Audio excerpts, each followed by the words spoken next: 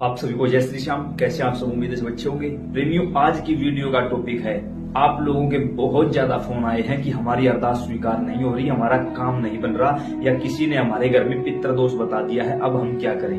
अब जो आपको उपाय बताने जा रहे हैं, देखिए हम हर किसी को फोन पर नहीं बता सकते या सभी के कमेंट्स का रिप्लाई, मैसेज का रिप्लाई नहीं कर सकते, माफी चाहेंगे।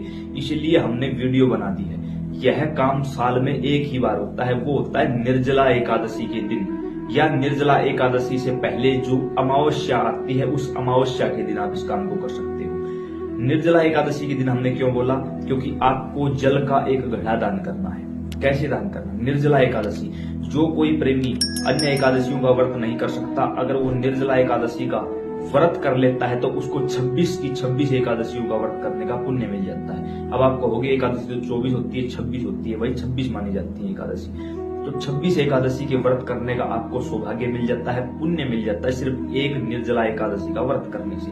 अगर आप व्रत कर सकते हो अच्छी बात है, नहीं कर सकते कोई बात नहीं, जो बताया जा रहा है वो काम कर दो, इससे भी आपको व्रत जितना ही पुण्य प्राप्त होगा और आपके पितृ तृप्त हो जाएंगे।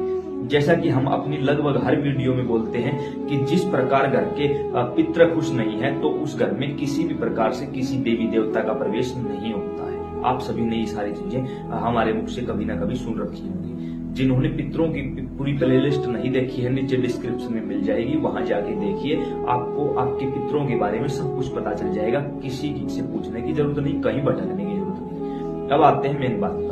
यह काम आपको निर्जला एकादशी से एक दिन पहले करना है। क्या काम करना है? आप जहां भी रहते हो वहीं से आपको एकादशी से एक दिन पहले, या फिर अमावस्या को करना चाहते हो तो अमावस्या से एक दिन पहले एक नया मिट्टी का घड़ा खरीद कर लेकर आना है। घड़ा खरीदने जब आप गए, वो आपको बोलते हैं कि 100 रुपए का है तो ये मत बोलना 80 ले ले, 90 ले ले, नहीं 100 रुपए उसको दो, ले आओ। वहां तोल मोल मत करना, बिल्कुल भी ले आओ उसको, अच्छी प्रकार से देख कर लाना, कहीं से वो क्रैक ना हो। घर लाने के बाद उसमें पानी डाल के रख दो, पूरा दिन और पूरा रात उसमें पानी भरा रहेगा तो वो अच्छे से उस जल को सोख लेगा। अगले दिन सुबह उस जल को खाली करके उस घड़े में बिल्कुल नया जल डालो। नया जल डाल के उस घड़े को अपने पूजा स्थान पर रखो, जहां आप आज एकादशी के दिन या अमावस्या के दिन पूजा करने वाले हो। उस स्थान पर रखने के बाद उस घड़े को ऊपर से ढको।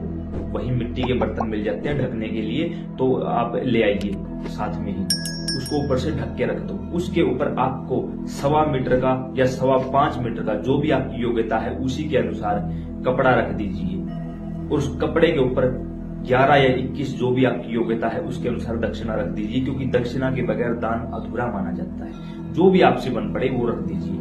अब उस घड़े की जो गर्दन है उसके आपको चारों तरफ 3 बार मोली बांधनी है, धागा बांधना है। धागा बांधते समय आप राम राम श्याम श्याम बोल सकते हो या अपनी मनोकामना को बोल सकते हो, जो भी आपकी अरदास है, कोई भी अरदास है।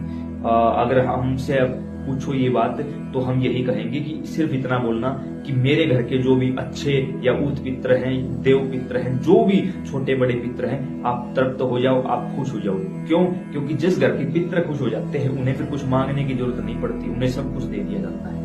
ठीक उसी प्रकार कि आपको एक सुनार की दुकान में ले जाया जाए, कहा जाए या तो यहाँ से महंगे से महंगा आभूषण खरीद ले लो, या पूरी दुकान ही आपको आपके नाम करवा दी जाए। अगर उस समय भी कोई महंगा आभूषण खरीदता है तो वो मूर्ख है, क्योंकि दुकान ही नाम होने जा रही है, फिर आभूषणों का क्या करेंगे भाई। ठीक इसी प्रकार अगर आपकी मनोकामना है तो आप मनोकामना बोल सकते हो, लेकिन मैं यहाँ आपको पर्सनली ये रिकमेंड करूंगा कि आप बोलिए कि मेरे पितृ तृप्त हो, मेरे पितृ खुश हो, मेरे पितृ मुझे दर्शन दे। जब आप ऐसा बोलोगे फिर आगे सारे काम आपके पितृ आपके लिए करते चले जाएंगे। अब आपको चंदन हो, कुमकुम हो, रोली हो, जो भी सिंदूर हो, उससे आपको इस अंगुली के माध्यम से आपको स्वास्तिक का निशान बनाना है घड़े के ऊपर। काम कंप्लीट। अब करनी है आपको पूजा। अमावस्या है तो पितरों की पूजा करनी है, एकादशी के दिन कर रहे हो तो बाबा श्याम बाबा हनुमान की पूजा करनी है। जैसे आप करते हो वैसे ही।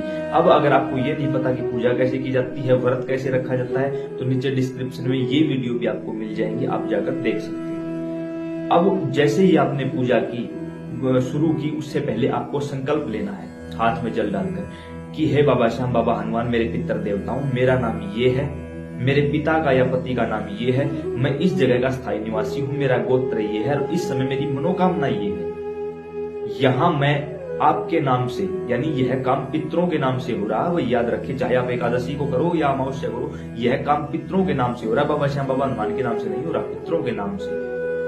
मैं यह जल दान करना चाहता हूं आपके निमित्त। आप खुश होइए, प्रसन्न होइए और इस घर पर अपनी करुणा बरसाइए। आप शुद्ध रूप से घर में प्रवेश करिए, ये बोलकर आपको जल नीचे छोड़ देना है। उसके बाद विधि पूर्वक आपको बाबा श्याम बाबा हनुमान की पूजा करनी है। फिर उसके बाद उस घड़े को उठाइए और अपने आसपास किसी भी मंदिर में चले जाइए, किसी भी मंदिर में चले जाइए, कोई भी मंदिर हो। जैसा कि आप सभी को पता है कि निर्जला एकादशी के दिन लगभग हर गांव में, हर शहर के हर गली चौराहों में प्रेमी पानी की छबील लगाते हैं।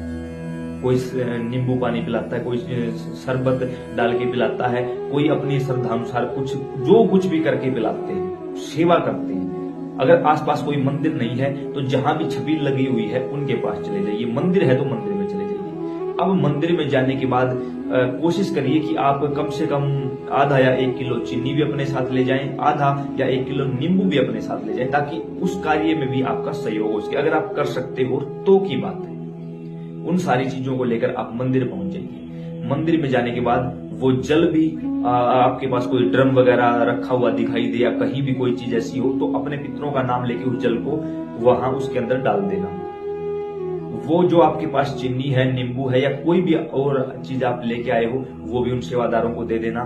कहना कि इनको भी यूज कर लो, वो हाथों हाथ यूज हो जाएंगी। कोशिश करना कि वहां खड़े होकर खुद आप सेवा कर सको, आप अपने हाथों से जल वितरित कर सको। इससे और भी ज्यादा पुण्य आपके अकाउंट में ऐड हो जाएगा। अब जो 1.25 मीटर कपड़ा है या जो दक्षिणा है 11 की या 21 की, अगर किसी मंदिर में आप जा रहे हो तो मंदिर में रख दो, किसी भी देवी देवता के सामने रख दो, पुजारी जी हैं उनको दे आओ। अब अगर मंदिर नहीं मिला आपको, किसी चौक चौराहे के आसपास आपने ये काम किया है, तो गांव में आपके आसपास कोई भी बुजुर्ग है या कोई भी ब्राह्मण है तो उसको कपड़ा और वो पैसे अपने पितरों का नाम लेकर दान दे दो। और उस दिन खुद से ये कोशिश करो कि आप अपने हाथों से उस जल को प्रेमियों में बांट सको, प्रेमियों में वितरित कर सको। इस बात का थोड़ा सा ध्यान रखा जाए, क्योंकि जब हम शरीर से सेवा करते हैं ना तो पितृलोक में बैठे हुए हमारे पितृ खुश हो जाएंगे कि देखो हमारा बच्चा हमारे लिए कितना कुछ कर रहा है। आज इस निर्जला एकादशी के पवित्र पर्व पर इस बच्चे ने हमारे लिए इतना कुछ किया है, हमारा भी फर्ज बनता है हम चल पड़े। वो आपके घर की ओर प्रस्थान कर लेंगे और जो भी आपके उस जल को पिएगा उस शरीर के माध्यम से आपका जल पितरों तक पहुंचेगा, क्योंकि आपने पितरों के निमित्त ही ये सब कार्य किए हैं। उसके साथ निर्जला एकादशी का दिन है, बाबा श्याम और बाबा हनुमान की विशेष करुणा बरसेगी। क्यों बरसेगी? क्योंकि आपने किसी प्यासे को पानी पिलाया है, वो भी उस तपती हुई दोपहर में, उस भीषण गर्मी के समय में, और वो भी निर्जला एकादशी के दिन।